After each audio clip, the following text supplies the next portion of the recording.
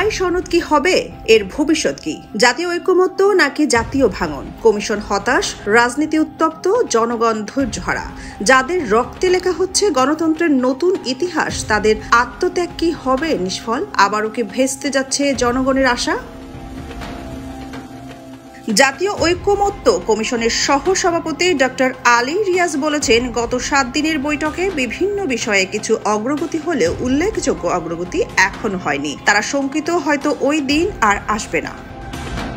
তিনি স্বপ্ন দেখেছিলেন আবু সাইদের শাহাদাত বার্ষিকীতে ঐক্যের সনদে স্বাক্ষর হবে, কিন্তু এখন সেই স্বপ্নে জমেছে ধোঁয়াশা। 105 জন মনোনীত সদস্য নয়, চাপের মুখে সরে এসেছে কমিশন। এবার প্রস্তাব 100 সদস্যের উচ্চকক্ষ, কিন্তু নির্বাচন প্রক্রিয়া এখনো অজানা, এখনো অমীমাংসিত।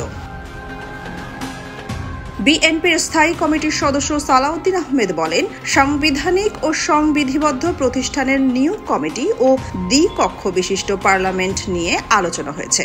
সাংবিধানিক ও সংবিধিবদ্ধ বিভিন্ন কমিটি নিয়ে তাদের মতামত আগের মতোই। ঐকমত্য কমিশন থেকে আরও আলোচনা করতে বলা হয়েছে। এভাবে আর কতদিন আলোচনা করলে ঐকমত্য হবে তা জানি না বলে তিনি জানান। জামায়াতে ইসলামের নায়েবে আমির ডক্টর সৈয়দ আব্দুল্লাহ মোহাম্মদ তাহের বলেন, সাংবিধানিক সংস্কার জরুরি, এনসিসি নয়, নতুন নিয়োগ কমিটি চাই। গণসংহতি আন্দোলনের প্রধান সমন্বয়ক জোনায়েদ সাকি বলেন, সাংবিধানিক ও সংবিধিবদ্ধ প্রতিষ্ঠানের নিয়োগ কমিটি ও দ্বিকক্ষ বিশিষ্ট সংসদ নিয়ে আলোচনা হয়েছে, তবে এখনো পর্যন্ত কোনো ঐকমত্য হয়নি। ঐকমত্য এখনো মিলছে না। ডক্টর আলী রিয়াজের সতর্কবার্তা, জুলাইয়ের মধ্যেই না হলে এই প্রক্রিয়া প্রশ্নবিদ্ধ হয়ে পড়বে। সোনিয়া খান, খবর সংযোগ।